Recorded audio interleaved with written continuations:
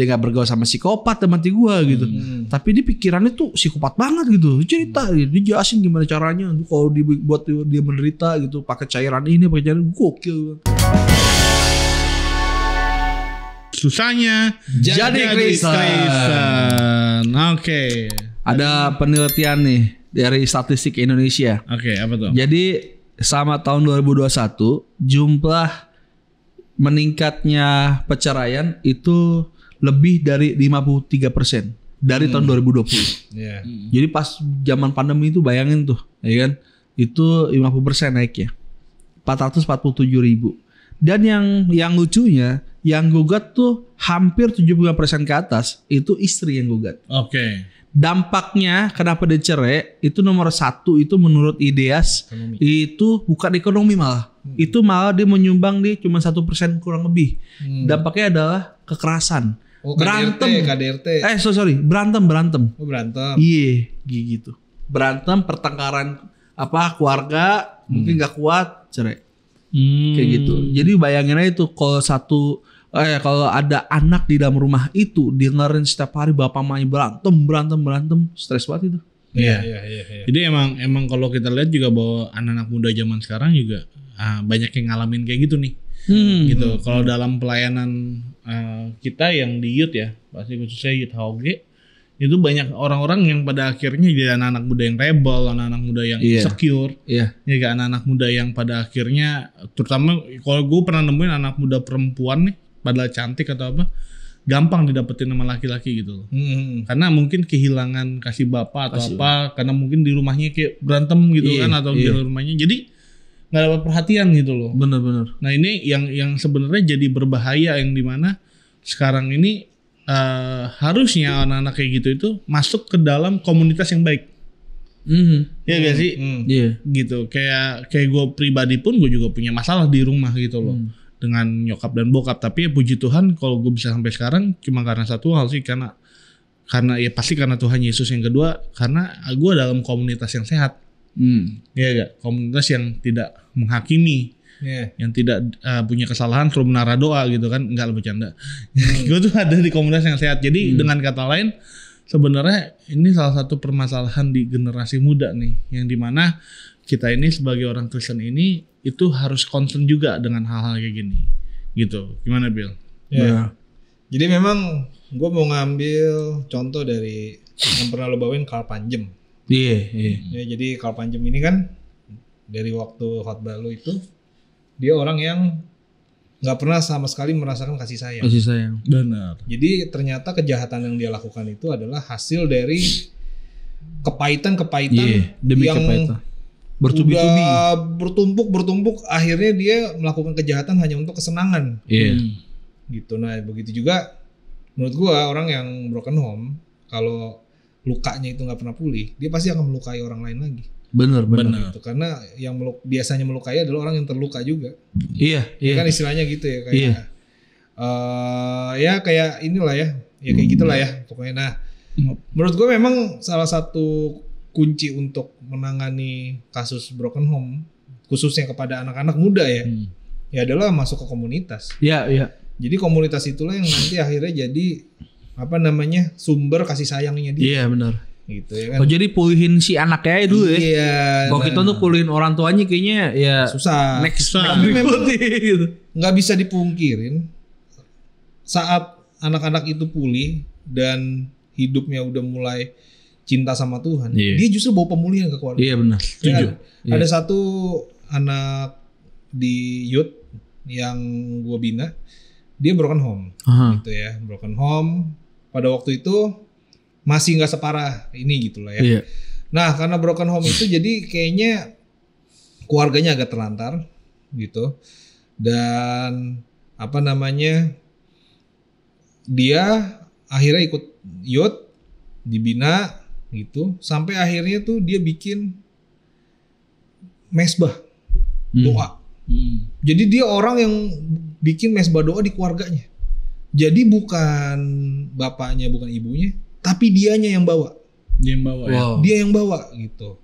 Akhirnya apa yang terjadi? Karena dia bawa mesbah doa, gara-gara dia berubah hidupnya, dia yang bawa keluarganya ke gereja. Akhirnya kakaknya, adiknya ikut komunitas gitu. Nah, jadi di situ gue lihat saat kalau tadinya orang terluka itu akan membawa luka lagi, nah orang pulih akan membawa pemulihan lagi. Oh iya benar. Setuju. Gitu. Jadi saat dia pulih, dia justru akan memulihkan orang lain. Benar.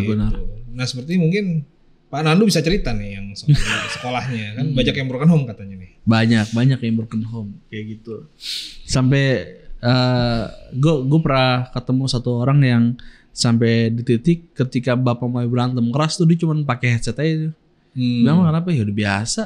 Jadi sehari-hari tuh ya? Dia udah berdamai sama keadaan, bukan berdamai ya maksudnya udah membiasakan sama keadaan. Ya. Ngemaklumi keadaan. Dari kecil gitu. Jadi udah biasa. Dan ketika ngobrol-ngobrol ya dibilang seperti nggak ada harapan lah untuk apa namanya di rumah tuh ada kenyamanan, ada kedamaian gitu. Ada damai ya. Iya gitu. Itu bukan murid gue tuh. Ada orang datang gitu waktu itu minta nilai kan gitu-gitu ngobrol-ngobrol kayak gitu. Terus pas wah dark juga gitu. Terus waktu itu Kak Haugi minta doain. Oh iya. Iya gitu. Itu Kak Haugi minta doain gitu. Ya akhirnya puji Tuhan sekarang udah baik pulih dan kalau dengar cerita juga orang tua pun juga udah banyak pemulihan gitu. Oh, begitu. Kayak gitu. Di gereja ini tempat ini kayak gitu.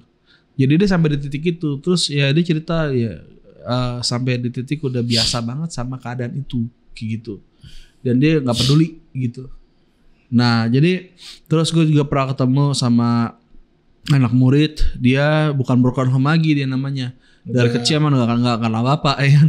Udah break udah. Iya. Dari kecil sama bapak dan beda banget ya, sangat beda. Dia mengecilkan diri sendiri, terus lebih sering sendiri. Minder ya? Minder dan dia bergaulnya sama tokoh anim jadinya. Gitu. Terus ya dia berkomunikasi sama tokoh animnya. Jadi dibilang tuh temennya dia gitu. Bahkan dibilang pacarnya dia. Waifu.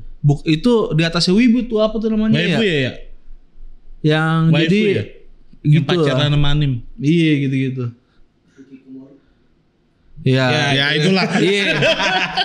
Itu bahasa teknisnya gitu ya. Iya. Nah terus dia juga ketika dia kesal sama orang lain, dia sempat ngomong sama gue gitu.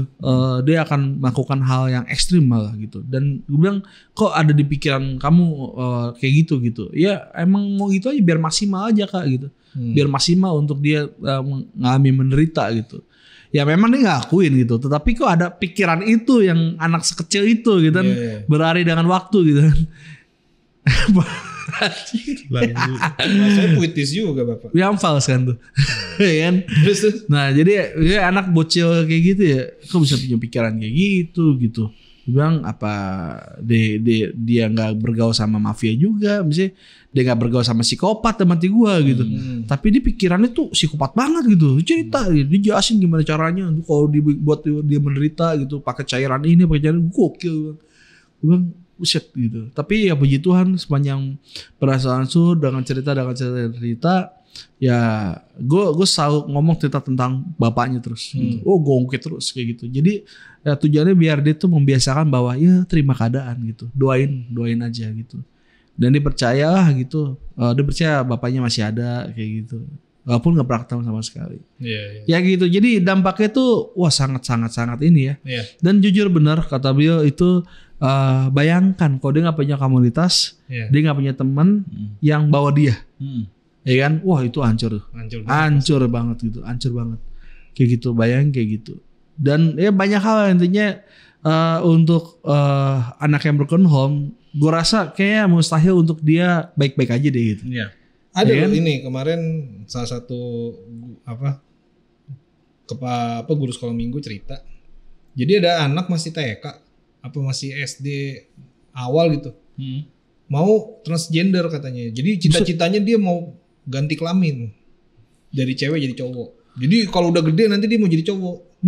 Jadi mau nanti kalau negeri mau operasi plastik. Gara-gara tau nggak? Gara-gara dia ngelihat papanya mukul mamanya. Jadi karena papanya mukul mamanya, dia lihat enak ya, aku mau jadi cowok aja. Gitu. Jadi dari situ itu jadi triggernya dia, justru mau ganti kelamin di situ. Jadi sebenarnya makanya perilaku orang tua di rumah tuh penting banget ya, apalagi kalau nanti nih barusan baper jadi seorang orang tua gitu loh. Jadi orang tua lah yang baik. Jadi orang tua yang takut akan Tuhan. Iya. Gitu. Ya walaupun baik lagi secara realita kita ya anak muda, memang agak susah ya untuk melayani sang orang tuanya, Iya. ya kan gitu. Iya. Makanya ya baik lagi kita bidik ya anaknya gitu. Iya benar. Gitu. Makanya yang Bill bilang kan sekarang tuh zaman sekarang penuaian itu bukan berbicara ngumpulin massa di sebuah KKR, tapi ya benar P2P banget ya, person to person ya. Iya. Ya kalau kita nggak lain mereka person to person, gue rasa lewat gitu aja Kalau tuh. cuma jadi objek, Iya, benar. kasihan Gitu. Jadi benar-benar harus ngerti, oh keadaannya begini ya gitu. Begitu kalau kayak gue puji Tuhan gue dikasih kesempatan karena ngajar gitu kan. Iya. Jadi gue tahu nih pribadi seperti apa, di karakternya seperti apa, pergumulan dia apa gitu. Ya kalau gue kagak person to person selesai itu. Selesai. Ya kan? Gitu. Cuman ngomong di sebuah ibadah atau KKR itu kayak ya gitu lah. Iya. Jadi emang sebenarnya tuh jadi orang Kristen susah ya gitu. Kita sebagai orang tua harus takut akan Tuhan, dan sebagai anak juga kalau ketemu hal yang demikian di rumah broken home, ya kita nggak boleh lari ke dunia, kita harus lari kepada Tuhan. Iya. Which is dimana gereja atau komunitas-komunitas yang ada di gereja tersebut, dan komunitas yang sehat ya yang pastinya ya. Iya. Gitu. Jadi dengan kata lain hari ini kita ngebahas bahwa pentingnya banget sebuah Komunitas. takut akan Tuhan, dan juga komunitas rohani yang sehat. Amin. Dan terakhir mungkin ya, dengan data presentasi pencarian tinggi banget nih, 50% lebih dari tahun 2001 kan. Berarti sebetulnya ini panggilan buat komunitas seluruh Indonesia nih, anak muda yang melayani di generasi, yang melayani di di skena generasi muda, ya kan. Jadi benar-benar ya kok bisa sih bikin ministry khusus untuk anak-anak broken home? Ya kan bisa aja kan gitu. Jadi bidik gitu. Kita udah lakuin itu gitu. Siapa yang broken home, siapa yang lagi bermasalah, kita sangat bidik banget di sini. Dan semoga advance nih. Iya. Kita ada yang benar-benar bisa masuk ke penjara-penjara anak kan. Iya. Nah, itu lagi. Oke. Mantap. Oke, itu aja. Sampai ketemu dalam video berikutnya dalam Millennial Bubble. God bless you.